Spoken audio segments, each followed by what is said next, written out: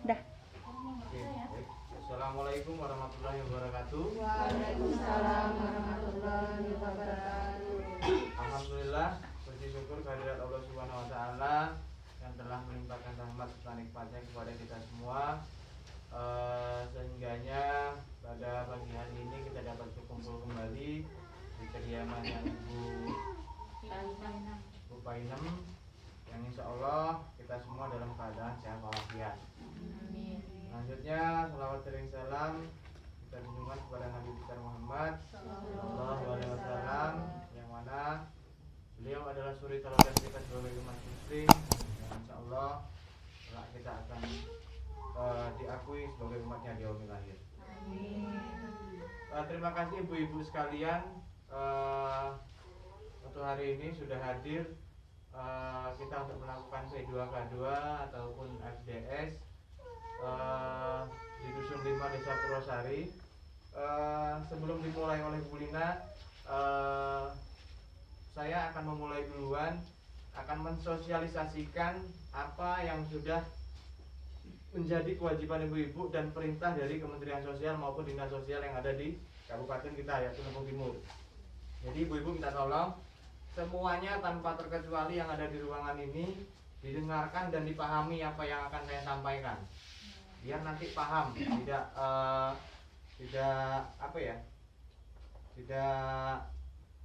tanya sama kawannya lagi sedangkan kawannya juga nggak tahu.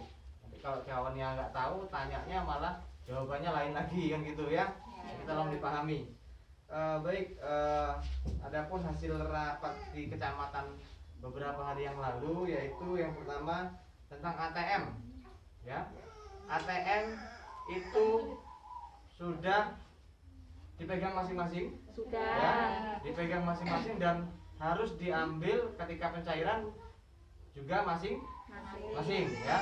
Jadi tidak ada ATM yang dititipkan, karena ATM yang dititipkan nanti takutnya akan disalahgunakan dengan orang-orang yang kurang bertanggung jawab, begitu. Nanti yang ditakutkan seperti itu. Jadi alhamdulillah tempat kita tidak ada dan semua sudah dipegang masing-masing. Terus untuk selanjutnya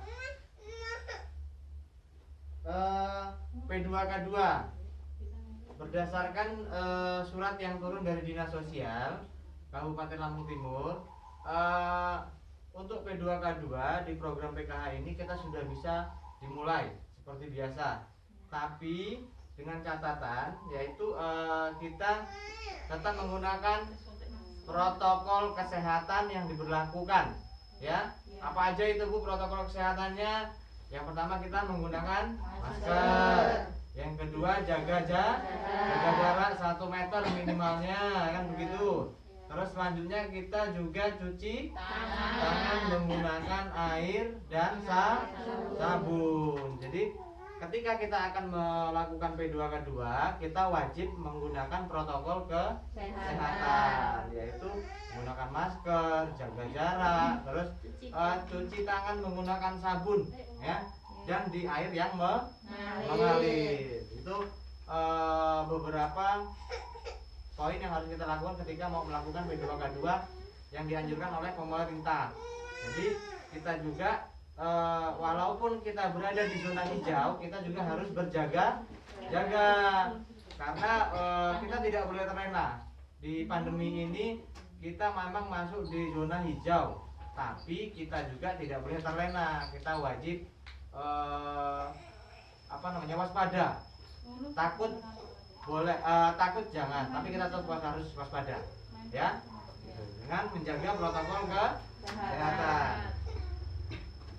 Paham ya sampai sini Bu? Alhamdulillah. Selanjutnya kita akan melakukan pemutakhiran data global, pemutakhiran data total, karena kita memasuki tahun ajaran baru, ya. Jadi kita harus melakukan pemutakhiran data, yaitu apa aja sih? Kalau dari segi pendidikan berarti kan ada anak SD, SMP, SMA, ya. Yang SD yang naik ke SMP, yang SMP naik ke SMA, yang SMA lulus. Begitu juga dengan yang naik kelas. Itu harus kita mutakhirkan semuanya. Baik itu tadi ada yang melahirkan, dari balita ke SD itu kita mutakhirkan semuanya. Dan ibu-ibu jangan salah ketika pendampingnya nanti bertanya anaknya sekolah di mana. Jadi ibu-ibu harus paham nama sekolahannya dan alamatnya di mana. Jangan salah ya. Jangan salah menyebutkan. Kalau salah menyebutkan, Bu, anaknya si A, namanya B, sekolahnya di mana? Neng kono kae lo, neng MTS kono. Nah, jadi pendampingnya ketika nginput di EPKH-nya, dia nggak paham di komputernya nanti. Nggak ada dicari MTS kono kae. Gitu ya. Jadi diingat-ingat ya. Harus hafal ibu-ibunya. Begitu. Jangan salah. Nanti kalau salah 3 bulan kemudian pendampingnya nanti ngecek tidak ada nama anaknya di sana, nanti yang rugi akan ibu sendiri. Karena nanti di setiap verifikasi komitmennya anak ibu nggak terdata atau tidak komitmen nanti. Jadi nanti yang rugi kita sendiri ya. Yang rugi kita sendiri karena secara otomatis bantuannya nanti akan terpotong oleh sistem karena tidak komitmen ya. Selanjutnya sampai sini paham ya Bu ya? Terus kita akan sebetulnya ini poin pentingnya ada di sini, ada di informasi yang selanjutnya ini, yaitu terkait dengan lansia. Dengan lansia, tempo hari ketua kelompok sudah saya kumpulkan semuanya terkait masalah perubahan komponen ini. Mungkin sedikit banyak sudah disampaikan sama ketua kelompoknya ya, bahwasanya lansia yang dulu di PKH itu di batas umur 60 ya kan sudah dapat lansia. Setelah itu berubah lagi peraturannya jadi umur 70 ya kan, berubah lagi aturannya. Nah, sekarang berubah lagi lansianya di PKH ini gitu loh. Berubahnya bagaimana Pak? Berubahnya yaitu bukan di umur tetap 70 tahun. Tapi lansia yang ada di PKH saat ini harus lansia yang berada dalam satu KK pengurus inti. Ya. Jadi lansia yang ada di satu KK dalam pengurus inti. Jadi kalau bagaimana dengan lansia tunggal? Secara otomatis sekarang di PKH lansia tunggal sudah tidak bisa. Karena tidak di-cover lagi oleh aturan-aturan yang ada di PKH. Itu. Jadi misalnya kita ada lansia, dia hidupnya hanya suami istri. Komponennya lansia suaminya, sedangkan istrinya umurnya sudah 60 lebih Pak. Dan itu di PKH sekarang sudah tidak bisa. Gitu. Jadi jangan kaget nanti ketika ada lansia ke depannya secara otomatis dia sudah tidak eligible lagi atau sudah tidak aktif lagi di PKH-nya. Jadi karena memang sekarang aturan yang saat ini yang diberlakukan oleh Kementerian Sosial di dalam program PKH itu seperti itu. Ya? Paham ya Bu ya? Kalau paham alhamdulillah. Bagaimana Pak dengan lansia yang tinggal dalam satu keluarga inti? Di situ ada komponen, misal contohnya SMA dan lansia. SMA-nya sudah kelas 3 dan lansianya satu kakak kan di situ. Kebetulan SMA-nya sudah kelas 3 dan lulus.